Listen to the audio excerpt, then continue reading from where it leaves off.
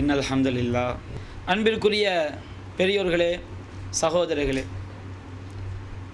அல்லாஹு தாலா மனிதர்களாகிய நமக்கு பல்வேறு பருவங்களை அல்லாஹ் ஏற்படுத்தி இருக்கின்றான். ஒரு மனிதன் இந்த உலகத்தில் அவன் பிறக்கும் பொழுது ஒன்றுமே தெரியாத குழந்தையாக அவன் பிறக்கின்றான். பிறகு தன்னுடைய சிறுமை பருவத்தை அடைகின்றான். அடுத்து இளமை பருவத்தை அடைந்து அதன் பிறகு அவன் முதுமை பருவத்தை அடையக்கூடிய நிலையெல்லாம் நாம் அன்றாடம் பார்த்து வருகின்றோம். இப்படிக்கு மனிதனுக்கு பல்வேறு பருவங்களை அவன் கடந்து சென்றாலும் அவனுடைய வாழ்க்கையில் திருப்புமுனை ஏற்படுத்தக்கூடிய ஒரு பருவம் என்பது இந்த இளமை பருவம்தான். இளங்கன்று பயமறியாது என்று சொல்வார்கள். இந்த இளமை பருவத்திலே உடல் ஆரோக்கியத்திலே எந்த விதமான தவறை செய்வதற்கும் மனிதன் பயப்பட மாட்டான். ஒரு அறிஞர் கூட சொல்வார், இளமை பருவம் என்பது ஒரு மட்பாண்டத்தை செய்யக்கூடிய குயவனின் கையில் இருக்கும் களிமண்ணை போன்றதாகும். மண்பானைகள் செய்கிறாங்க பாருங்க, மண்பானைகள் செய்வதற்கு களிமண்ணை பக்குவப்படுத்தணும். அந்த களிமண்ணை என்ன சேஃபில் நாம் செய்கிறோமோ அவ்வாறு செய்த பிறகு அது பானையாக மாறிவிட்டால் திரும்ப வேறு சைஸுக்கு மாற்ற முடியாது. அவன் எந்த சைஸில் அவன் பானையை செய்கிறானோ அந்த சைஸில் தான் அந்த பானை உண்டாகும். அதுபோன்று இளமை பருவம். இந்த இளமை பருவத்திலே ஒருவன் எப்படி உருவாக்கப்படுகிறானோ, எதை ஒருவன் போதனையாக பெறுகிறானோ அதுதான் அவன் மரணம் அடையும் வரை பெரும்பாலும் இருக்கும். இது ஒரு பழமொழிக்கு சொன்னாலும் பெரும்பான்மை விஷயத்தில் என்ன செய்து ஒத்துப்போகுது. அப்படிப்பட்ட ஒரு பருவம் இந்த இளமை பருவம் என்பது. நாம் திருமறை குர்ஆனை ஆய்வு செய்து பார்க்கும்போது அல்லாஹு தாலா பல்வேறு நபிமார்களை இந்த இளமை பருவத்தில் தான் அல்லாஹ் அனுப்பியிருக்கின்றான். எந்த நபிமார்கள் எதிரியை எதிர்த்து ஒரு மிகப்பெரிய சமுதாய புரட்சியை உண்டாக்கினார்களோ, எந்த நபிமார்கள் மிகப்பெரிய ஆட்சி மாற்றங்களை கொண்டு வந்தார்களோ அந்த நபிமார்களின் வரலாறுகளை எல்லாம் நாம் படித்து பார்க்கும் பொழுது அவர்கள் பெரும்பாலும் இளமை பருவத்தில் தான் அவர்கள் நபியாக ஆக்கப்பட்டிருக்கின்றார்கள். அல்லாஹு தாலா திருமறை குர்ஆனிலே இப்ராஹிம் நபியுடைய வாழ்க்கை வரலாற்றை பற்றி அல்லாஹ் பேசுகின்றான். இப்ராஹிம் அலைஹிஸ்ஸலாம் அவர்கள் செய்த புரட்சியை பற்றி, அவருடைய மன உறுதியை பற்றி நாம் பல்வேறு உரைகளில் கேள்விப்பட்டிருக்கின்றோம். இன்ன இப்ராஹிம கான உம்மத்தன், இப்ராஹிம் என்கின்ற தனி மனிதர் ஒரு சமுதாயமாக திகழ்ந்தார். அல்லாஹ் சொல்லி காட்டுறான். இப்ராஹிம் அலைஹிஸ்ஸலாம் அவர்கள் தனி மனிதனாக இருந்து ஒரு சமுதாயம், ஒட்டுமொத்த சமுதாயம் திரண்டு எந்த காரியத்தை சாதிக்க முடியுமோ அப்படிப்பட்ட ஒரு காரியத்தை இப்ராஹிம் அலைஹிஸ்ஸலாம் அவர்கள் ஒரு சமுதாயம், ஒரு தனி மனிதனாக இருந்து சாதித்து காட்டினார்கள். அந்த இப்ராஹிம் நபியுடைய அந்த வாழ்க்கை வரலாற்றை நாம் புரட்டி பார்க்கின்றோம். திருமறை குர்ஆனிலே பார்க்கும் பொழுது இப்ராஹிம் அலைஹிஸ்ஸலாம் அவர்கள் மிகப்பெரிய வீரதீர செயல்களை எல்லாம், இணை வைப்பிற்கு எதிரான காரியங்களை எல்லாம் இளமை பருவத்தில் தான் அவர் செய்திருக்கின்றார்கள். இப்ராஹிம் அலைஹிஸ்ஸலாமுடைய வாழ்க்கை வரலாற்றிலே மிக தீரமான ஒரு காரியமாக நாம் எதை சொல்லலாம்? தன்னுடைய சமுதாய மக்கள் வணங்கக்கூடிய கற்சிலைகளை, அவை மூட நம்பிக்கை, கற்களுக்கு எந்த விதமான சக்தியும் கிடையாது என்பதை உணர்த்துவதற்காக இப்ராஹிம் அலைஹிஸ்ஸலாம் அவர்கள் அந்த சிலைகளை உடைக்கின்றார்கள். சிலைகளை உடைத்துவிட்டு பெரிய சிலையை மட்டும் என்ன செஞ்சிடறாங்க, விட்டுடுறாங்க. மக்கள்லாம் திரும்பி வந்து கேட்குறாங்க, மன் ஃபஅல ஹாதா பி ஆலிஹத்தினா இன்னஹு லமினல் வாலிமீன், நம்முடைய கடவுள்களை இவ்வாறு செய்தவன் யார்? அவன் மிகப்பெரிய அநியாயக்காரனாகத்தான் இருப்பான் என்று மக்களெல்லாம் பேசும்போது மக்களில் இன்னொரு சாரர் பதில் சொல்கிறாங்க, காலு சமிஅனா ஃபதன் யதுகுருஹும், அவர்கள் ஒரு இளைஞனை பற்றி பேசுவதை நாங்கள் செவியேற்றிருக்கின்றோம். யுகாலு லஹு இப்ராஹிம், அந்த இளைஞனுக்கு இப்ராஹிம் என்று சொல்லப்படும். இப்ராஹிம் அலைஹிஸ்ஸலாம் அவர்கள் அந்த சிலைகளை தகர்த்தெறிந்தார்களே சமுதாய மக்களுக்கு உணர்த்துவதற்காக, அந்த காலகட்டத்தில் அவங்க எந்த பருவத்தில் இருந்தார்கள்? அல்லாஹ் அந்த வார்த்தையை மென்ஷன் பண்ணி அல்லாஹ் சொல்லி காட்டுறான். இப்ராஹிம் தான் உடைச்சான்னு அல்லாஹ் சொல்லிட்டு போகலாம். திருமறை குர்ஆனில் அல்லாஹ் தஆலா எந்த ஒரு வார்த்தையும் அல்லாஹ் வீணாக அல்லாஹ் பயன்படுத்தவில்லை. நமக்கு அதில் படிப்பினை இருக்கிறது. அப்போ அல்லாஹ் சொல்லும் போதே அந்த மக்கள் பல வார்த்தைகளை பேசியிருக்கலாம். அல்லாஹ் எந்த வார்த்தையை எடுத்து சொல்கின்றான்? அந்த மக்கள் பேசிய அந்த வார்த்தை, காலு சமிஅனா ஃபதன், நாங்கள் ஒரு இளைஞரை பற்றி செவியேற்றோம், அவருக்கு இப்ராஹிம் என்று சொல்லப்படும் என்று சொன்னாங்க. இப்ராஹிம் அலைஹிஸ்ஸலாம் அவர்கள் இளமை பருவமாக இருக்கும் பொழுதுதான் இந்த வீரமான காரியத்தை செய்திருக்கின்றார்கள். அதுபோன்று மூசா அலைஹிஸ்ஸலாம் அவர்கள் ஃபிரௌன் என்கின்ற அந்த கொடுங்கோல் மன்னனை எதிர்த்து அவர்கள் மிகப்பெரிய ஒரு சமுதாய புரட்சி செய்தார்கள். அந்த மன்னனை எதிர்த்து நின்றார்கள். அவனை யாரும் எதிர்க்க முடியாது. அப்படிப்பட்ட சர்வாதிகார மன்னனாக இருந்தான். அந்த ரப்புக்குமுல் அலா, நான் தாண்டா மிகப்பெரிய கடவுள், எனக்கு மேலே எந்த கடவுளும் கிடையாது, இந்த ஆறுகள் என் காலடியில் ஓடுகிறது என்றெல்லாம் ஆணவம் பிடித்த அந்த ஃபிரௌனை எதிர்த்து மூசா அலைஹிஸ்ஸலாம் அவர்கள் பிரச்சாரம் செய்வதற்கு அனுப்பப்படுகின்றார்கள். அல்லாஹ் தஆலா மூசா நபியை எந்த வயது நபியாக தேர்ந்தெடுக்கின்றான்? சூரத்துல் யூசுப் என்கின்ற அந்த அத்தியாயத்தில் அல்லாஹ் கூறுகின்றான், வலம்மா பலக அஷுத்தஹு. சூரத்துல் கசஸ் என்கின்ற அத்தியாயத்திலே அல்லாஹ் கூறுகின்றான், வலம்மா பலக அஷுத்தஹு வஸ்தவா. மூசா அலைஹிஸ்ஸலாம் அவர்கள் தன்னுடைய இளமை பருவத்தை அடைந்து அவர் ஒரு நல்ல பக்குவ நிலையை அடையும் போது ஆத்தைனாஹு ஹுக்ம வ இல்மா, அந்த மூசாவிற்கு நாம் ஞானத்தையும் கல்வியையும் கொடுத்தோம் என்று அல்லாஹ் சொல்லி காட்டுகின்றான். மூசா அலைஹிஸ்ஸலாம் அவர்களை அல்லாஹ் நபியாக தேர்ந்தெடுத்தது இளமை பருவத்தில் தான். அவர்கள் செய்த சமுதாய புரட்சியை நாம் பார்க்கின்றோம். அதுபோன்று நபி யூசுப் அலைஹிஸ்ஸலாம் அவர்கள் நபியாக ஆக்கப்பட்டதை பற்றி அல்லாஹ் பேசுகின்றான். சூரத்துல் யூசுப் 12வது அத்தியாயத்திலே 22வது வசனத்தை அல்லாஹ் கூறுகின்றான், வலம்மா பலக அஷுத்தஹு. அந்த யூசுப் அலைஹிஸ்ஸலாம் அவர்கள் தன்னுடைய வாலிப பருவத்தை அடையும் பொழுது ஆத்தைனாஹு ஹுக்ம வ இல்மா, அவருக்கு நாம் ஞானத்தையும் கல்வியையும் கொடுத்தோம், அவரை நாம் நபியாக தேர்ந்தெடுத்தோம் என்று அல்லாஹ் கூறுகின்றான். நம்ம திருமறை குர்ஆனில் நபிகள் நாயகம் ஸல்லல்லாஹு அலைஹி வஸல்லம் அவர்களும் இளமை பருவம் 40 வயதாக இருக்கும் பொழுது, 40 வயதுக்கு இளமை பருவம் தான், அந்த வாலிப பருவத்தில் இருக்கும் பொழுது தான் அவங்க என்ன செய்யப்படுறாங்க? நபியாக தேர்ந்தெடுக்கப்படுறாங்க. அப்போ பல்வேறு நபிமார்கள் அவங்க இளமை பருவமாக இருக்கும்போது என்ன செய்கிறாங்க?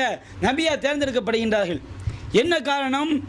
இந்த இளமை பருவம் தான் இறைவனுடைய கொள்கையை எந்த கொள்கையாக இருந்தாலும் அந்த கொள்கையை நிலைநாட்டுவதற்கு உகந்த ஒரு பருவம், ஏற்ற கொள்கையை பிரச்சாரம் செய்வதற்கு சரியான ஒரு பருவம். இந்த பருவத்தில் எதையும் நாம் சாதிக்க முடியும். இன்றைக்கும் பாருங்கள், காஷ்மீரில் இந்திய இராணுவத்தை எதிர்த்து கற்களை வீசக்கூடிய மக்கள் யாருன்னு பார்த்தா இளைஞர்களாக தான் இருக்கிறாங்க. அறிவு ரீதியாக சிந்தித்து எதை வீசும், அதாவது கல்லை எடுத்து வீசுவது ஒரு துப்பாக்கி முன்னிலையில் கல்லை எடுத்து வீசுவது சரியான வழிகாட்டுதல் கிடையாது. அதை எப்படி எதிர்க்க வேண்டும் என்பதற்கு மற்ற வழிமுறைகள் இருக்குது. இருந்தாலும் எதிரி கையில் துப்பாக்கி தான் என்ன செய்கிறாங்க? இளைஞர்கள் கல் எடுத்துகிட்டு போகிறாங்க. பலஸ்தீனில் நீங்கள் போய் பார்க்கலாம், பலஸ்தீன் ஃபோட்டோக்கள் நம்ம பார்க்குறோம். எதிரியை எடுத்து யார் நிற்கிறாங்க? இளைஞர்கள் தான் நிற்கிறாங்க. தாலிபான் சொல்கிறோம் பாருங்க, அந்த தாலிபான் என்ன அர்த்தம்? மாணவர்கள், மாணவர் படை, அதுதான் தாலிபான் நம்ம என்ன சொல்லி காட்டுறோம். அப்போ உலகளாவிய அளவில் பலவித பிரச்சனைகளாக இருந்தாலும் சரி, தியாகங்களாக இருந்தாலும் சரி, போராட்டங்களாக இருந்தாலும் சரி, இந்த போராட்டங்களை முன்னெடுத்து செல்லக்கூடியவர்கள் இளைஞர்கள் தான். இளைஞர்கள் நினைத்தால் சாதிக்க முடியும் என்பதைத்தான் நாம் பார்க்கிறோம். அப்போ ஒரு இஸ்லாமிய இளைஞன் அவன் எதற்கு முக்கியத்துவம் கொடுக்க வேண்டும்? எல்லா நபிமார்களும் எதற்காக அவர்கள் இளமை பருவத்திலே பாடுபட்டார்கள்? இந்த ஓரிரை கொள்கைக்காகத்தான் அனைத்து நபிமார்களும் பாடுபட்டார்கள், எல்லா இளைஞர்களும் பாடுபட்டார்கள். அல்லாஹு தஆலா சூரத்துல் கஹஃப் என்கின்ற அத்தியாயத்திலே குகைவாசிகளை பற்றி அல்லாஹ் சொல்லி காட்டுகின்றான். இந்த குகைவாசிகள் 60 வயது முதியவர்களா? இல்லை, இந்த குகைவாசிகள் இவர்கள் இளைஞர்கள் தான். அல்லாஹ் சூரத்துல் கஹஃபிலே 10வது வசனத்திலிருந்து 16வது வசனம் வரை அல்லாஹ் பேசுகின்றான். அந்த இளைஞர்கள் அவர்கள் குகையின் பக்கம் ஒதுங்குகின்றார்கள். சமுதாய மக்களுக்கு மத்தியிலே இந்த ஓரிரை கொள்கை எடுத்து சொல்லி அதன் மூலம் பலத்த எதிர்ப்பை சம்பாதித்து இனிமேல் இந்த ஊரில் இருந்தால் உயிரோடு வாழ முடியாது, தங்களுடைய உயிரை பாதுகாத்துக் கொள்வதற்காக செய்கிறாங்க, ஒரு குகைக்குள்ளவன் தஞ்சமடைகிறான். அந்த காட்சியை பற்றி அல்லாஹ் எடுத்து சொல்கின்றான். இது அவல் ஃபித்யத்து இலல் கஹஃபி ஃபகாலு, அந்த இளைஞர்கள் அவர்கள் குகையின் பக்கம் ஒதுங்கிய பொழுது, ரப்பனா ஆத்தினா மில்லதுன்க ரஹ்மா, இறைவா உன் புறத்திலிருந்து எங்களுக்கு நீ அருளை பொழிவாயாக, வஹய்யி லனா மின் அம்ரினா ரஷதா, எங்களுடைய காரியங்களை எங்களுக்கு நேர்வழி பெற்ற காரியங்களாக நீ ஆக்குவாயாக என்று என்ன செய்கிறாங்க, அந்த இளைஞர்கள் அல்லாஹ்விடம் கையேந்துகின்றார்கள். அப்போ அல்லாஹ் தஆலா என்ன செய்கின்றான், ஃபலரப்னா அலா ஆதானிஹிம் ஃபில் கஹ்ஃபி சினீன அததா, சில வருடங்கள் நாம் அவருடைய காதுகளில் அடித்தோம் என்று சொன்னால் அவர்களுக்கு நாம் என்ன செய்தோம், நித்திரையை அவர்களுக்கு கொடுத்தோம். சில வருடங்கள் அவங்க நித்திரையிலே இருக்கிறாங்க. சும்ம பாஸ்னாகும், பிறகு நாம் அவர்களை உயிர் கொடுத்து எழுப்பினோம். லினாலம ஐயுல் ஹிஸ்பைனி அஹ்ஸா லிமா லபிசு அமதா, அந்த இரண்டு பிரிவினர்களில், அந்த இளைஞர்களில் இரண்டு பிரிவினர்களில் அவர்கள் தங்கியிருந்த காலத்தை அறிந்திருக்கின்றார்கள் என்பதை நாம் அறிவதற்காக என்ன செய்தோம், அவர்களை உயிர் கொடுத்து எழுப்பினோம் என்று அல்லாஹ் சொல்லிவிட்டு, நஹ்னு நகுஸ்ஸு அலைக நபஅஹும் பில் ஹக், நபியே அவர்களுடைய உண்மையான செய்தியை உமக்கு நாம் சொல்லி காட்டுகின்றோம். அல்லாஹ் சொல்லக்கூடிய இந்த சரித்திரம் என்பது இது பொய்யான சரித்திரம் கிடையாது. சில சரித்திரங்கள் பொய்யா இருக்கும். ஒரு அம்மா ஒரு கை குழந்தையை தூக்கி ரசூலாட்ட வந்தாங்க, என் பிள்ளை நிறைய சீனி சாப்பிட்றான், ஒரு பையனை கூப்பிட்டு, நீங்கள் தான் அறிவுரை சொல்லணும், நானே நிறைய சீனி சாப்பிட்றேன், நீங்கள் அப்புறம் அழைச்சிட்டு ரசூலா சொன்னாங்களாம். இந்த கதையை ரசூலாவும் கேள்விப்பட்டிருக்கோம், காந்தியடிகளுக்கும் கேள்விப்பட்டிருக்கோம், எம்ஜிஆருக்கும் கேள்விப்பட்டிருக்கோம், காமராஜரும் கேள்விப்பட்டிருக்கோம். அப்போ இது என்ன, இது உருவாக்கப்பட்ட கதை, எல்லாருக்கும் என்ன செய்யுது, இந்த கதை வந்துக்கிட்டே இருக்குது. அப்போ அந்த மாதிரி இது பொய்யான சரித்திரம் கிடையாது, இதான் உண்மையான சரித்திரத்தை நாம் சொல்லி காட்டுகிறோம். இன்னகும் ஃபித்யத்துன் ஆமனு பிரப்பிஹிம், அவர்கள் தங்கள் இறைவனை நம்பிக்கை கொண்ட இளைஞர்கள். எப்படிப்பட்ட இளைஞர்கள், அல்லாஹ்வை நம்பிக்கை கொண்ட, இறை நம்பிக்கை கொண்ட இளைஞர்கள். வஸித்னாஹும் ஹுதா, அவர்களுக்கு நாம் நேர்வழியை அதிகப்படுத்தினோம். அந்த அல்லாஹ்வை நம்பிக்கை கொண்ட காரணத்தினால், அந்த கொள்கையிலே இறை நம்பிக்கையிலே அவர்கள் உறுதியாக இருந்த காரணத்தினால் நாம் அவர்களுக்கு நேர்வழியை அதிகப்படுத்தினோம். ரபத்னா அலா குலூபிஹிம் இது காமு ஃபகாலு ரப்புனா ரப்பு ஸமாவாதி வல் அர்ள், அவர்கள் சொன்னார்கள், எங்களுடைய இறைவன் வானங்களையும் பூமியையும் எவன் படைத்தானோ அவன்தான் எங்களுடைய இறைவன் என்று அவர்கள் சொல்லும்போது அவருடைய உள்ளங்களை நாம் உறுதிப்படுத்தினோம். நீங்கள் வேற எதை போய் சொன்னாலும் சரி, இந்த கொள்கையை சொன்னால் எதிர்ப்பு வரும். இன்றைக்கு உலகம் முழுவதும் முஸ்லீம்களை ஏன் அடிக்கிறான், முஸ்லீம்கள் ஓரிரை கொள்கையில் இருந்தாலும் இல்லாவிட்டாலும் முஸ்லீம் என்பதற்கு அடிக்கிறான். தன்னுடைய கொள்கைக்கு நேர் எதிரான கொள்கை, ஒரு ஆர்எஸ்எஸ், அதே மாதிரி சிவசேனா, பஜ்ரங் தான் சொல்கிறேன் பாருங்க, இவங்க ஏன் முஸ்லீம்கள் தாக்க நினைக்கிறாங்க, ஒவ்வொரு இந்துத்துவ வெறி கொண்டவனும் விளங்கி வச்சிருக்கிறான். நம்ம முஸ்லீம்கள் சமாதியில் போய் வணங்கினாலும் வணங்காவிட்டாலும் இவர்கள் நம்முடைய சிலை வழிபாட்டிற்கு எதிரானவர்கள். அப்போ அந்த கொள்கையை சொல்லாவிட்டாலும் இந்த கொள்கை தான் நம்ம கொள்கை என்று அவன் விளங்கி வைத்ததற்காக இந்தியாவில் உள்ள ஒவ்வொரு முஸ்லீமும் தன்னுடைய பழக்கத்தை மாற்ற வேண்டும், மற்ற சமுதாயத்தோடு அட்ஜஸ்ட் பண்ணி போகணும், எல்லா கல்ச்சரையும் கொண்டு வரணும், தங்களுக்கென்று அவங்க என்ன செய்யக்கூடாது, ஒரு கல்ச்சர் நாகரிகத்தை வைத்துக் கொள்ளக்கூடாது என்றெல்லாம் சொல்கிறார்கள். எதற்காக, நாம் அல்லாஹ் வணங்குறோங்கிற காரணத்துக்காண்டி தான், நாம் சிலை வழிபாட்டை வெறுக்கிறோம் என்கின்ற காரணத்திற்காகத்தான். நம்ம சமுதாயம் அதில் இருந்தாலும் இல்லாவிட்டாலும் இந்த காரணத்துக்காக தான் என்ன செய்கிறான், நம்ம எதிரியாக பார்க்கிறான். மற்றவங்க எதிரியாக பார்ப்பது கிடையாது. கிறிஸ்தவ சமுதாயத்துக்கு அவ்வளோ எதிர்ப்பு இருக்காது இந்த பாஜக ஆர்எஸ்எஸ்ல. ஏன் இருக்காது, அவன் தான் எல்லாம் காம்ப்ரமைஸ் பண்ணுறானே. ஏசப்பான்னவன் ஏசு சாமியேன்னு பேரை மாற்றிக்கிட்டான். நீ உன் வீட்டில் முருகன் சாமியை வச்சுக்க, ஏசு சாமியை வச்சுக்க, உன் வீட்டில் நீ முருகனை வணங்கிக்க. நம்ம அப்படி விடுவோமா? முஸ்லீமாக வந்தால் எல்லாத்தையும் விட்டுட்டு வா. எந்த முஸ்லீமாவது நீ முருகன் படத்தையே வச்சுக்க, அல்லாவையும் வணங்கிக்க நாம் சொல்லுவோமா? அப்படி சொல்லவே மாட்டோம். கிறிஸ்டின் எல்லாத்துக்கும் என்ன செய்கிறாங்க, நம்ம ஆளுக்கு கூட கிறிஸ்தவ பிரச்சாரத்தை போன்று பண்ண வேண்டும், அது ஈஸி. அந்த மாதிரி கிறிஸ்தவர்களை மாதிரி பிரச்சாரம் பண்ணுறதுக்கு பாருங்கள், அது ஈஸி. கொஞ்சம் யோசித்து பார்த்தா நம்ம மாதிரி பிரச்சாரம் பண்ண முடியாது. நீ கிறிஸ்தவ நாடாராக இருந்துட்டு போ, அவன் சொல்கிறான். நம்ம முஸ்லீமோடு சொல்ல முடியுமா, நீ முஸ்லீம் தலித்தாரு, நீ முஸ்லீம் நாடாராரு, நீ முஸ்லீமு செட்டியாராரு, முஸ்லீம் பிள்ளையா, அவன் சொல்லிடுறான். நீ எங்கள் மதத்துக்கு சிலுவை மட்டும் கழுத்தில் போட்டால் போதும். உன் வீட்டில் ஏசு சாமியை வச்சுக்க, முருகன் சாமியை வச்சுக்க, எல்லாத்தையும் வச்சுக்க, இதையும் சேர்த்து வச்சுக்க. நீ எந்த ஜாதகமாக இருந்துருப்போம், இப்படி நம்ம சொல்ல முடியாது. நம்ம வந்தால் மொத்தமாக வா, உண்மையான கொள்கையை ஏற்றுக்கொண்டு வா என்று நாம் சொல்கிறோம். அப்போ கிறிஸ்துவ பிரச்சாரத்துக்கும் நம்ம பிரச்சாரத்துக்கும் வித்தியாசம் இருக்குது. அவன் எங்கே தான் என்ன செய்வான், போய் செய்வான்.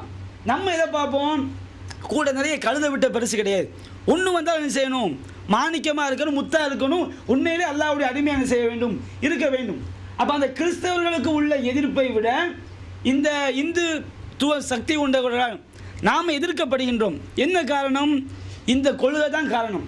அப்போ அந்த கருப்பு கோயை இளைஞர்கள் அவங்க எங்களுடைய இறைவன் வானம் பூமியை படைத்தானே, அவன்தான் எங்களுடைய இறைவன், லன் நதுவ மின்தூனிகி இலாகா, அவனை தவிர வேறு எந்த இறைவனும் அழைக்க மாட்டோம். இங்கே தான் மேட்ரு. அல்லாவையும் வணங்குன்னு சொன்னால் எல்லாம் வணங்கிட்டு போகிறான். அல்லா சாமியை வணங்குறது பெரிய விஷயமா, எல்லாம் ஈஸியாக வணங்கிட்டு போயிடுவாங்க. மற்ற எல்லா சாமியோடையும் அல்லா சாமியை வணங்குன்னு சொன்னால் பிரச்சனை கிடையாது. எங்கே பிரச்சனை வரும், அல்லாஹ் மட்டும்தான் வணங்கணும் என்று சொன்னால்தான் உங்கள்ட்ட சகிப்புத்தன்மை கிடையாது, நீங்கள் குறுகிய வட்டத்தில் இருக்கிறீங்க என்று என்ன செய்து எதிர்ப்பு கிளம்புது. அப்போ அந்த இளைஞர்கள் சொன்னார்கள், அல்லாவை தவிர வேறு யாரும் நாங்கள் செய்ய மாட்டோம், அழைக்க மாட்டோம்.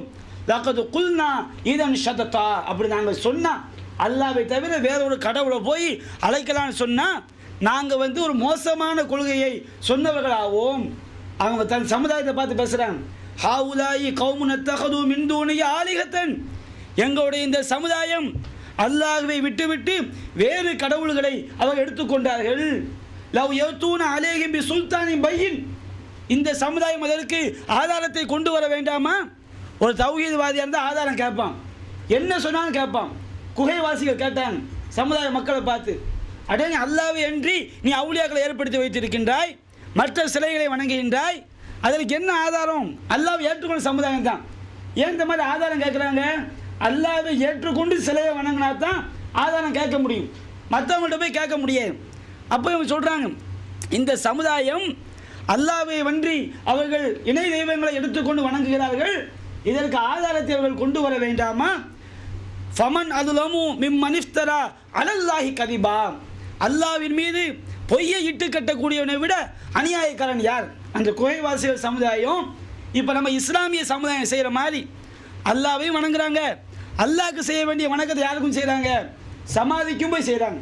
அல்லாஹ்ட்ட கேட்குற மாதிரி சமாதி அழைக்கிறது, அல்லாஹ் திக்ர் செய்கிற மாதிரி சமாதி அணங்கப்பட்டவர் திக்ர் செய்கிறது, அல்லாஹ் கேட்பான்னு நினைக்கிற மாதிரி சமாதி கேட்கும்னு நினைக்கிறது.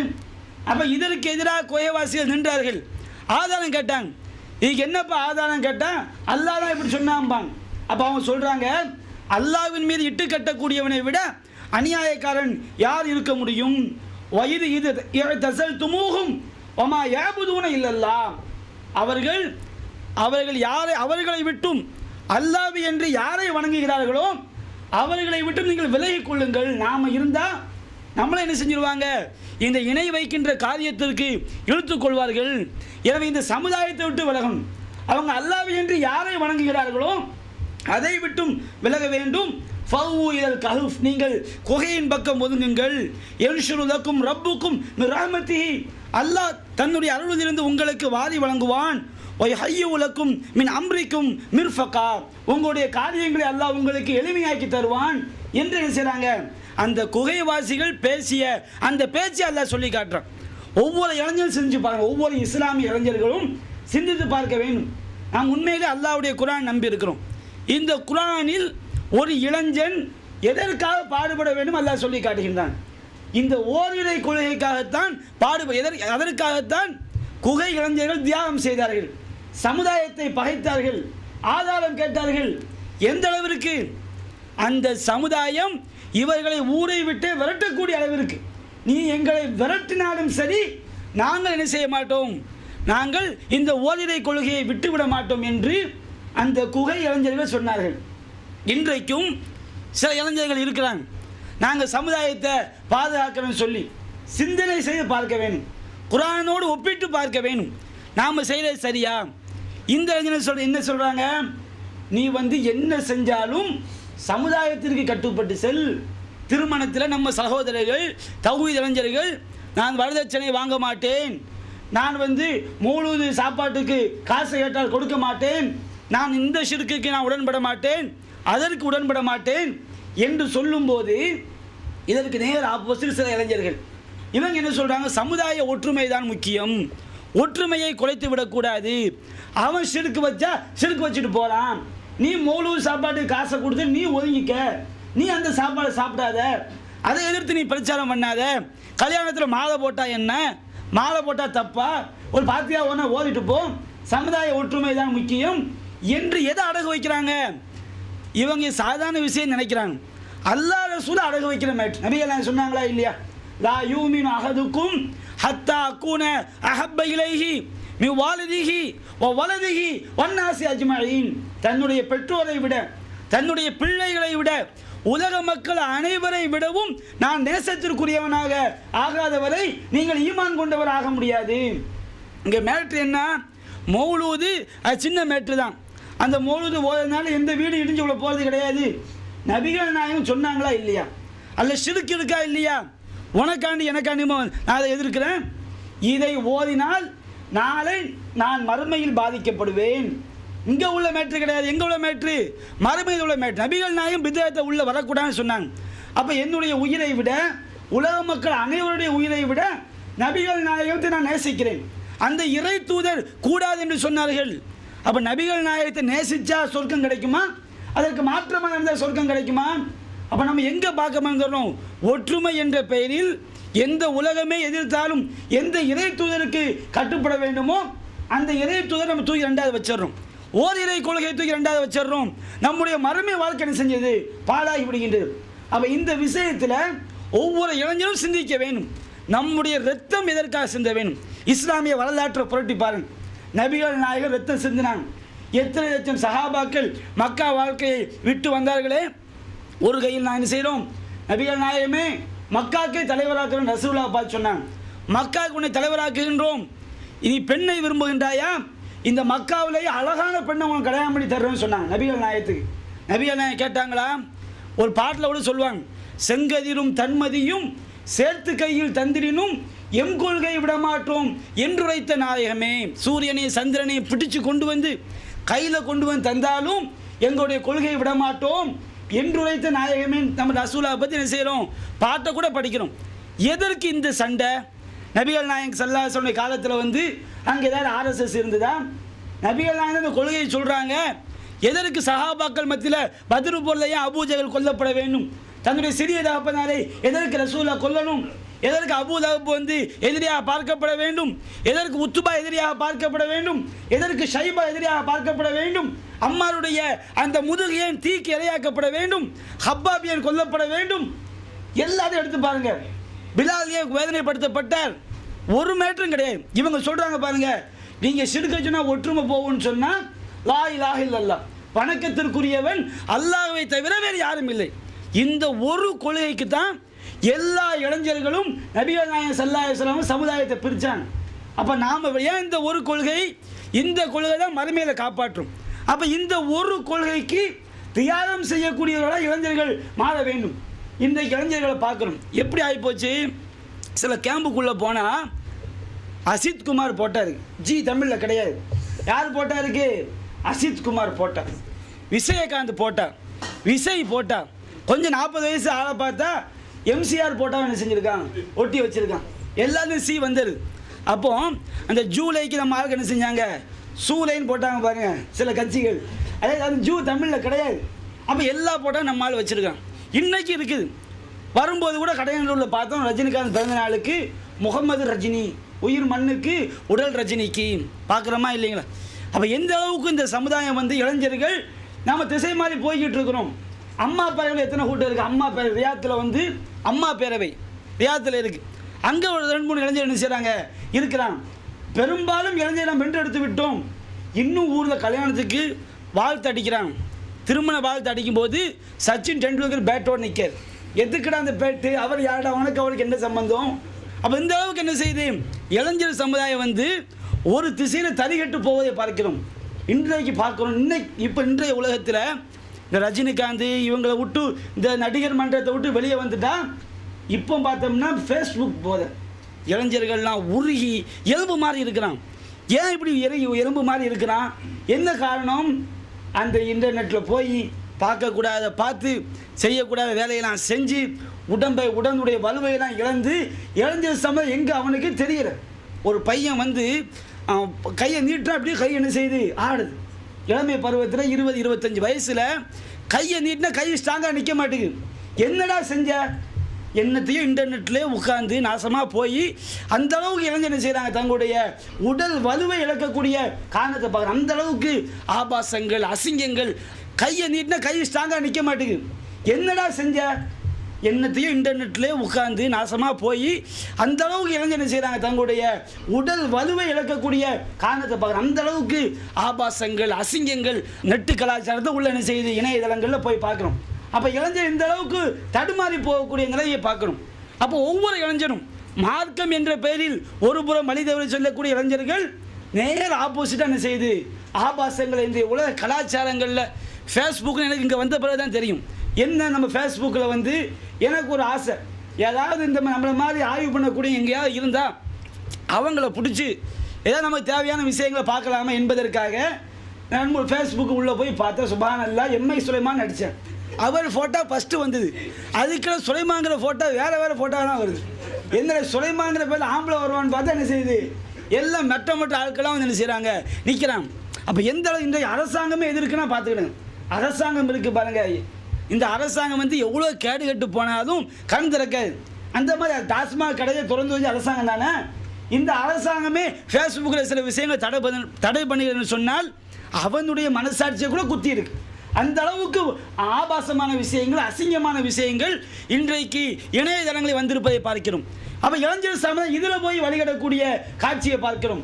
எந்த அளவிற்கு இஸ்லாத்தை வந்து ஒவ்வொரு இளைஞரும் மனசில் வைக்கணும். இஸ்லாம் நமக்கு என்ன சொல்லி காட்டுகிறது? அல்லாஹ் சொல்லி காட்டுகின்றான் சூரத்து நூர், குல்லில் முஃமினீன, நபியே நம்பிக்கை கொண்ட ஆண்களுக்கு சொல்லுங்கள், யகுல்லூ மின் அபுசாரிஹிம் வ யஹ்ஃபலூ ஃபுரூஜஹும், அவர்கள் தங்கள் பார்வைகளை தாழ்த்தி கொள்ள வேணும், கற்பை பாதுகாத்துக் கொள்ள வேணும். நீங்கள் பார்வையை தாழ்த்தலாம் வச்சுக்கிடுங்க. நம்முடைய பார்வையை பாதுகாக்கவில்லை என்று சொன்னால் அது வந்து உள்ளமாக இருக்க ஒரு நீங்கள் வந்து ஒரு செட் பண்ணி பாருங்கள். ஒரு ஹதீஸ் புக்கை எடுங்க, அது நீங்கள் படிக்கக்கூடிய ஒரு காலேஜில் படிக்கக்கூடிய மாணவர், அவர் என்ன செய்யணும், ஒரு மாதத்துக்கு எந்த டிவியும் பார்க்காம, வெளி எங்கேயும் போகாமல், அசிங்கமான விஷயங்களை பார்க்காம அவர் ஒரு பாடத்தை படிக்கட்டும். அதே போன்று அதே மாணவர் என்ன செய்யணும், இன்னொரு மாதம் டிவியில் அவர் கவனம் செலுத்தட்டும், மற்ற ஆபாசமான விஷயங்களை பார்க்கட்டும். அப்படி ஒரு பாடத்தை படிக்கணும். எந்த பாடம் மைண்டில் போய் செட் ஆகும்? அவன் வந்து வெளியே தன்னுடைய பார்வையை திரிய விடாமல் தன்னுடைய மனதை கட்டுப்படுத்தி ஒருமுகப்படுத்தி படிக்கிறான் பாருங்க, அவனுக்கு தான் இந்த பாடம் செட் ஆகும். இன்றைக்கு இந்த துபாய் நாட்டில் வந்து நாம் ஈமானோடு இருக்கிறோம்னு சொன்னால் இது போன்ற இந்த மார்க்க அமர்வுகள் தான்.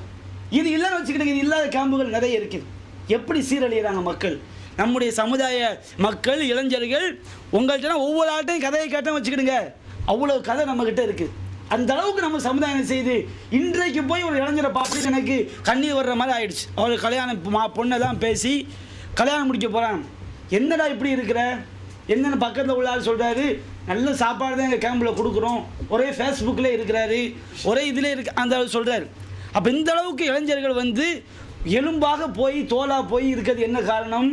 இந்த ஆபாசம் தான் காரணம். அப்போ இளைஞர்கள் நினைக்கணும், அல்லாஹ் சொன்ன மாதிரி நம்ம நடக்கணும். பார்வையை நீங்கள் கட்டுப்படுத்துங்கள், உங்கள் கருப்பை பாதுகாத்துக் கொள்ளுங்கள், ராலிக்கு அசுக்காலம், இதுதான் உங்களுக்கு பரிசுத்தமான, எல்லாருக்கும் பரிசுத்தமானது. நம்முடைய மனதை என்ன செய்யும், பரிசுத்தமாக இருக்கும். அல்லாஹ் என்ன செய்யும், இன்னல்லாஹ ஹபீரும் பிமா யஸ்னஊன், நீங்கள் செய்வவற்றை எல்லாம் அல்லாஹ் பார்ப்பவனாக இருக்கிறான். நபிகள் நாயகம் ஸல்லல்லாஹு அலைஹி வஸல்லம் அவர்கள், அல்லாஹ்வுடைய தூதர், அவங்க என்ன செய்கிறாங்க, தன்னுடைய குதிரையில் வந்து பின்னாடி ஃபதுல் இப்னு அப்பாஸ் ஒரு இளைஞர், அவரை வைத்துக்கொண்டு அவங்க போகிறாங்க. ஒரு அம்மா ஃபத்வா கேட்கறதுக்கான, மார்க்க தீர்ப்பு கேட்கறதுக்கான வர்றாங்க. ஒரு இளம்பெண், இந்த ஃபதுல் இப்னு அப்பாஸ் என்ன பண்ணுறாரு, அந்த இளம்பெண்ணையே பார்த்துக்கிட்டே இருக்கிறாரு.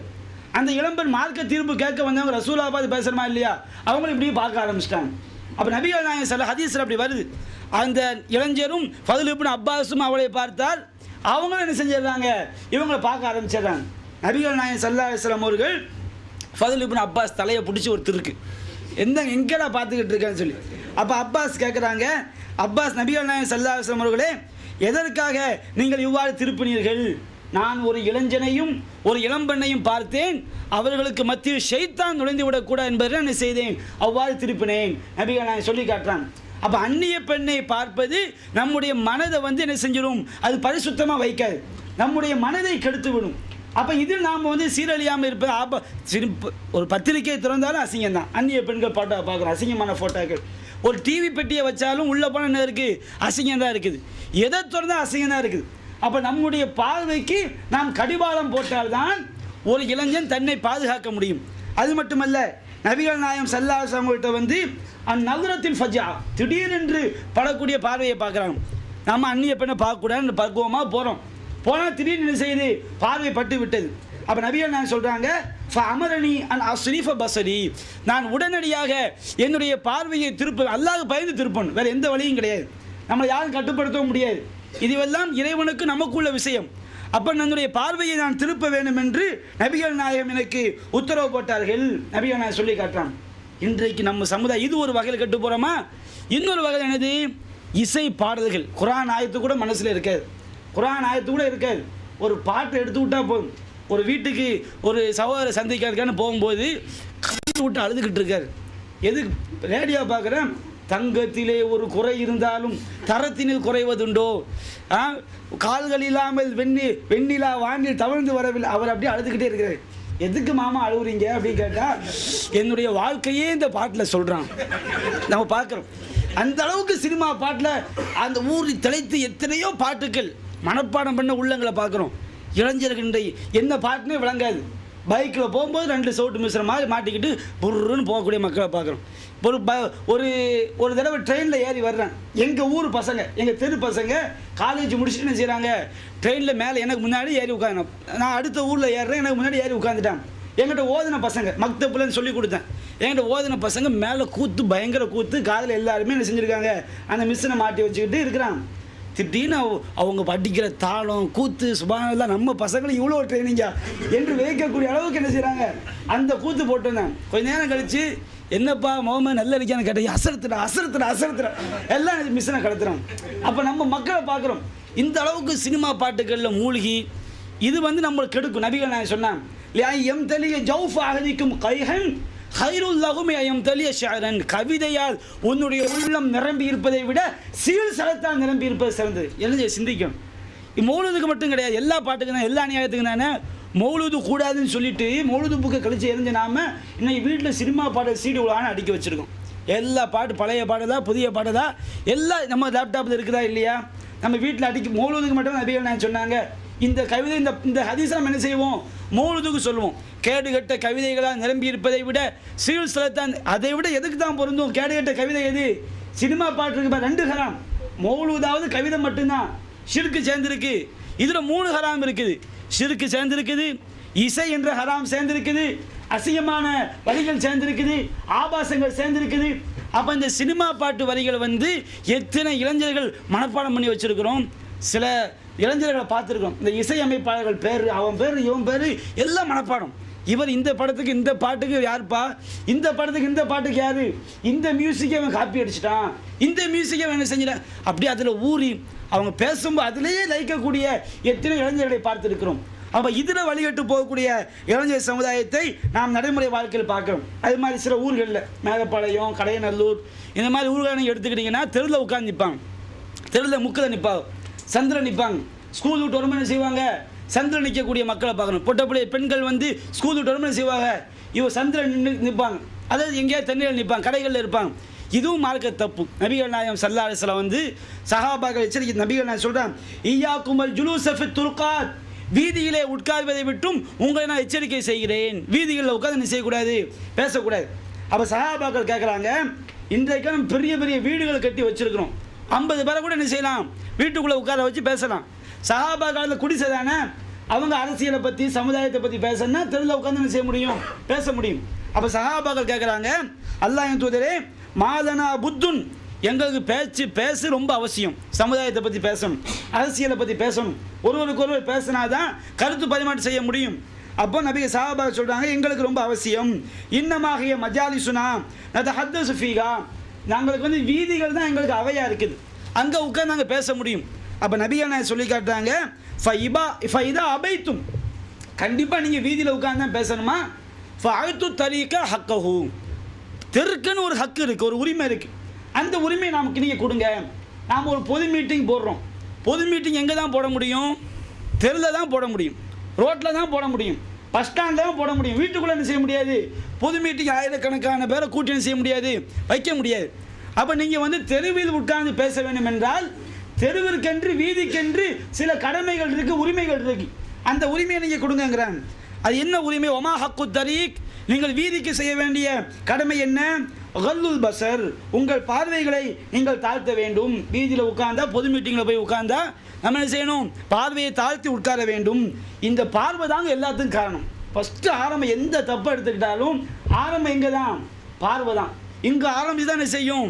மற்ற எல்லா தப்பும் கொண்டு போய் சேர்க்கும். அப்போ உங்கள் பார்வைகளை நீங்கள் தாழ்த்த வேண்டும்.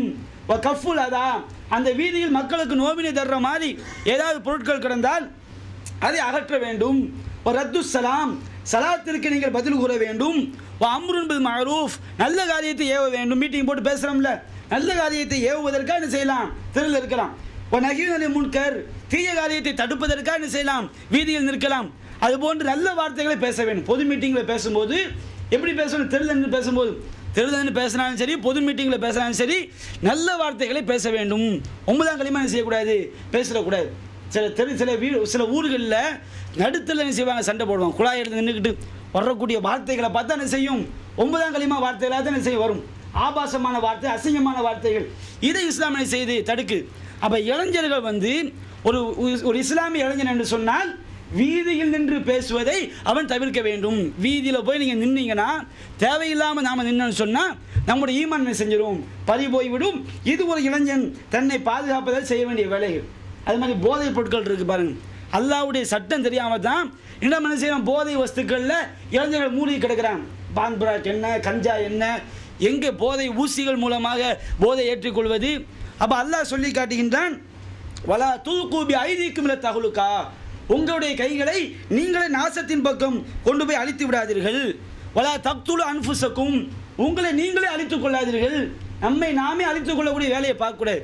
இந்த போதையை சாப்பிட்றது, அது மாதிரி போதை ஊசி போடுறது, அசிங்கமான காரியங்களை செய்வது, இவையெல்லாம் தன்னைத்தானே அழித்துக் கொள்ளக்கூடிய காரியங்கள். அதுபோன்று அல்லாஹ் தஆலா சொல்லி காட்டுகின்றான், குலூமின் தொய்யிபாத்திமா ரஸக்னாக்கும், உங்களுக்கு நாம் வழங்கியவற்றில் தூய்மையான பொருட்களை சாப்பிடுங்க. சிகரெட்டை பிடிக்காதீங்க, பீடியை பிடிக்காதீங்க. மற்ற விஷயம் இன்றைய சிகரெட்டுக்கு அதை ஒரு கற்பனை பண்ணி பாருங்க. ஒரு சிகரெட்டு ஒரு 555 வச்சுக்கிடுங்க, லண்டன் 555 சிகரெட். இங்கேருந்து வெளிநாட்டில் வந்தால் மச்சான்டா தான் கேட்பாங்க, மச்சான் வெளிநாட்டு வந்திருக்கையில் இங்கே எல்லாம் சிசர் ஃபில்ட்ரு, கோல்டு ஃபில்டராக பிடிச்சி நாக்கு மரத்து போச்சு, லண்டன் 555 கொண்டாங்க. அதுக்கு அடிப்படியாக கிடக்கும் லண்டன் 555, அந்த 5 போட்டிருக்கு பாருங்க அதுக்கு. அப்போ அந்த மாதிரி ஒரு சிகரெட்டு, ஒரு கோல்டு ஃபில்டர் ஒரு பாக்கெட் என்ன வருது சொல்லுங்கள்? எவ்வளோ உங்கள் கோல்டு ஃபில்டர் ஒரு பாக்கெட் இருக்கும்? எவ்வளோ? 24 ரூபா கோல்டு ஃபில்டர் ஒரு பாக்கெட். 12 சிகரெட் தானே இருக்கும். ஒரு நாளைக்கு ஒரு பாக்கெட் நம்ம என்ன செய்கிறோம்? நம்ம ஆளுக்கு சிகரெட்டை பிடிச்சி. இப்போ செய்யது பீடி ஒரு ரேட்டை கூப்பிட்டாங்க. செய்யது பீடி வந்து சின்ன வயசு நான் எங்கள் வாப்பாவுக்கு வாங்கி கொடுக்கும்போது எவ்வளோ இருந்தது? ₹1.80, ₹1 இருந்தது, ₹1.20. இன்றைக்கி செய்யது பீடியை விசாரித்து பார்த்தா ₹4. ஒரு நாளைக்கு ஒரு 4 கட்டு என்ன செய்வார்? பிடிச்சி தள்ளிடுவாங்க. அப்போ அந்தளவுக்கு சிகரெட்டு பிடிக்கக்கூடிய மக்களை பார்க்குறோம். இன்றைய நம்ம சமுதாயம் எவ்வளோ சமுதாயம், எத்தனை குடும்பங்களில் குழந்தைகள் படிக்க முடியாமல், மேற்படிப்புக்கு போக முடியாமல், அவங்க வந்து தடுமாறி வசதி இல்லாமல் இருக்கிறாங்க. இந்த சிகரெட்டு பிடிக்கிற காசை கொடுத்தா போதும். சிகரெட்டு பிடிக்கிறோம் பாருங்கள், எத்தனை கோடி முஸ்லீம்கள் நம்ம சிகரெட்டு பிடிக்கிறோம், எத்தனை கோடி இளைஞர்கள். அப்போ ஒரு நாளைக்கு பல கோடி சேரும். ஒரு பாக்கெட்டு காசை ஒரு நாளைக்கு கொடுத்தா போதும், ஒரு நாளைக்கு பல கோடி சேரும். ஒரு வருஷத்துக்கு என்ன ஆச்சுன்னு பாருங்கள். இப்படி சேர்த்துக்கிட்டே வந்தால் எத்தனை நம்ம சமுதாயத்தை எங்கேயும் போய் வசூல் பண்ண வேண்டாம். இந்த சிகரெட்டு பிடிக்கிறவங்க இது பிடிக்காமல் என்ன செஞ்சால் போதும், அந்த காசை கொடுத்தா போதும், நம்ம சமுதாயத்தை எங்கேயோ கொண்டு போயிடலாம். பெரிய பெரிய டாக்டர்கள், இன்ஜினியர்கள், வக்கீல்கள் எல்லாத்தையும் உண்டாக்கிடலாம். நபிகள் நாயகம் சொன்னார்கள், குல்லு முஸ்கிரின் ஹராம், போதை தரக்கூடிய அனைத்தும் ஹராம், போதையின் பக்கம் நீ போயிடாத என்று மார்க்கம் நமக்கு எச்சரிக்கை செய்திருக்கிறது. இன்றைக்கு இளைஞர் சமுதாயம் இது போன்ற போதைகளை விழுந்து கிடப்பதை பார்க்கிறோம். சூதாட்டமான விளையாட்டுகள், இந்த சீட்டாட்டம் விளையாடுறது, அதுபோன்று மற்ற சூதாட்டங்களில் இளைஞர் சமுதாயம் வீழ்ந்திருப்பதை பார்க்கிறோம். அல்லாஹ் சொல்லி காட்டுகின்றான், யா அய்யுஹல்லதீன ஆமனூ இன்னமல் ஹம்ரு வல் மைசிரு வல் அன்சாபு வல் அஸ்லாமு ரிஜ்ஸும் மின் அமலி ஷைத்தான். ஈமான் கொண்டவர்களே, மது அருந்துவது, சூதாட்டங்கள் விளையாடுவது, அதுபோன்று சிலைகளை வழிபடுவது, ஜோசியம் பார்ப்பது, இவையெல்லாம் அசுத்தங்கள், ஷைத்தானுடைய காரியங்கள். ஃபஜ்தனிபூஹு, அவற்றை விட்டும் நீங்கள் விலகிக் கொள்ளுங்கள். லஅல்லக்கும் துஃப்லிஹூன், நீங்கள் வெற்றி அடைவீர்கள். அப்போ சூதாட்டம் ஒரு இளைஞன் இருக்கக்கூடாது, எந்த முஸ்லீம்கிட்ட இருக்கக்கூடாது. சூதாட்டத்தில் ஈடுபடுவது யார்? இளைஞர்கள் தான் என்ன செய்கிறோம், ஈடுபடுறோம். கிரிக்கெட் விளையாட்டில் என்ன செய்வாங்க, நிறைய சூதாட்ட அடிப்படையில் கிரிக்கெட் விளையாட்டு நடத்துவதை பார்க்கிறோம். அதில் நேர காலங்களை செலவு செய்வதை பார்க்கிறோம். அப்போ இந்த அளவுக்கு மார்க்கம் என்ன செய்கிறது, நமக்கு தடுக்கிறது. இந்த விஷயங்களை ஒரு இளைஞர்கள் பின்பற்றினால் நம்ம சமுதாயம் எங்கேயோ போய் நிற்கும். அற்புதமான ஒரு சமுதாயமாக ஸ்பெயின் நாடு இருக்குது பாருங்கள். ஸ்பெயின் நாடு இன்றைக்கு கிறிஸ்தவ நாடாக மாறி இருக்கு. ஸ்பெயின் ஏன் மாறிச்சு? அங்கெல்லாம் எந்த ஆர்எஸ்எஸும் கிடையாது, எந்த சிவசேனாவும் அங்கே கிடையாது. கிறிஸ்தவர்கள் போய் அந்த மாதிரிலாம் முஸ்லீம்களை கொல்லவனா இல்லை. இன்றைக்கு முகமது யாக்கூப்னு பேர் வச்சால் தான் ஜேக்கப்னு அங்கே இருப்பார். யூசுப்னு பேர் வச்சவன் தான் ஜோசப்னு இருக்கான் ஸ்பெயினில். ரசூல்லாவுடைய காலத்தில், ரசூலுடைய வஃபாத்துக்கு பிறகு தாரிக் பின் அப்துல் அசீஸ் என்கின்ற சஹாபியுடைய ஒரு தளபதியுடைய தலைமையில் போய் ஸ்பெயின் வெற்றி கொள்ளப்பட்டு 1000 ஆண்டு காலம் இஸ்லாமிய நாடாக இருந்த ஸ்பெயின் நாசமாக போனதுக்கு என்ன காரணம்? இன்றைக்கு அங்கே இஸ்லாம் வளர்ந்து வரும் மார்க்கம். ஸ்பெயினில் இஸ்லாமிய நாடு, முஸ்லீம் நாடு, 1000 வருடம் நம்முடைய கண்ட்ரோலில் இருந்த நாடு, முஸ்லீம்கள் வாழ்ந்த நாடு. இன்றைக்கு இங்கே சர்ச்சுக்குள்ளே போய் பார்த்தீங்கன்னா எல்லாம் பள்ளிவாசல் தான். ஸ்பெயினில் உள்ள சர்ச்சுக்கு தான் பள்ளிவாசல் தான். ஸ்பெயினில் என்ன கிறிஸ்டினாக இருக்கிறவங்க அவங்களுடைய வாப்போடைய வாப்பா முஸ்லீமாக தான் இருந்திருப்பாங்க. ஸ்பெயினில் எப்படி அழித்தாங்க? ஸ்பெயின் அழித்ததுக்கு காரணம், ஸ்பெயின் நாசமாக போனதுக்கு காரணம், அங்கே ஆபாச புத்தகங்கள் இருக்கு பாருங்க, அதை இளைஞர்களுக்கு இளம் பெண்களுக்கு ரொம்ப ஈஸியாக கிடைக்க வச்சாங்க. ஸ்பெயின் எப்படி இஸ்லாம் போச்சு? ஆபாச புத்தகங்கள் இளைஞர்களுக்கு தாராளமாக கிடைச்சிது. அதோட பீடி, சிகரெட்டு, கஞ்சா, போதை இருக்குது பாருங்க, அது கிடைக்க வச்சாங்க. முஸ்லீம் இளைஞர்கள் அனைவரையும் போதைக்கு அடிமையாக்குறாங்க, ஆபாசத்துக்கு அடிமையாக்குறாங்க. போதைக்கு அடிமையாகி ஆபாசத்திற்கு அடிமையான ஒருவன் கண்டிப்பாக விபச்சாரத்தின் பக்கம் என்ன செய்யப்படுவான்? தள்ளப்படுவான். இஸ்லாமிய சமுதாயம் விபச்சாரத்தின் பக்கம் தள்ளப்பட்டு அந்த விபச்சாரமே தொழிலாகி போதையாகி இஸ்லாம் எல்லாம் குரானை போய் அவங்க மாற்றிடல. நீங்கள் இயேசுவை வணங்க குரானை மாற்றலை, ஹதீஸை மாற்றலை. குரானை மாற்ற முடியாது, ஹதீஸை மாற்ற முடியாது. ஸ்பெயின் நாட்டில் இஸ்லாம் எப்படி அழிஞ்சது? அந்த நாட்டில் இளைஞர்களுக்கு மத்தியில் போதை வஸ்துக்கள் தாராளமாக கிடைச்சிது, இளைஞர்களுக்கு மத்தியில் ஆபாசங்கள் தாராளமாக கிடைச்சிது, விபச்சாரம் தாராளமாக கிடைச்சிது. ஸ்பெயினுக்கு பக்கத்தில் பிலிப்பைன்ஸ் எல்லாம் இருக்குது. அவங்க பண்ணுற அநியாயத்தை பார்த்தீங்களா? விபச்சாரம் அவங்களுக்கு ஒரு பொருட்டாக தெரியுதா? ஒன்றும் கிடையாது. அவங்களுக்கு விபச்சாரம் ஒரு பொருட்டே கிடையாது. நமக்கு ஒன்றுக்கு இருந்துட்டு தண்ணி கிடைக்காத நம்ம மனசு எவ்வளோ வருத்தப்படுமோ அந்த வருத்தம் கூட அவங்கள்ட்ட இருக்காது விபச்சாரம் செய்கிறவங்களுக்கு.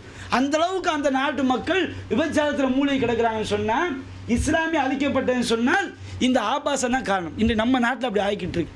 இளைஞர்களுக்கு நம்ம நாட்டை விட்டு ஆர்எஸ்எஸ் காலம் அழிக்க வேண்டிய அவசியம் இல்லை. நம்ம சமுதாய இளைஞர்கள் இந்த பீடி, சிகரெட்டு போய் டாஸ்மாகில் போய் கிடக்காம பாருங்கள், இது போல் இஸ்லாம் அழிகிறதுக்கு.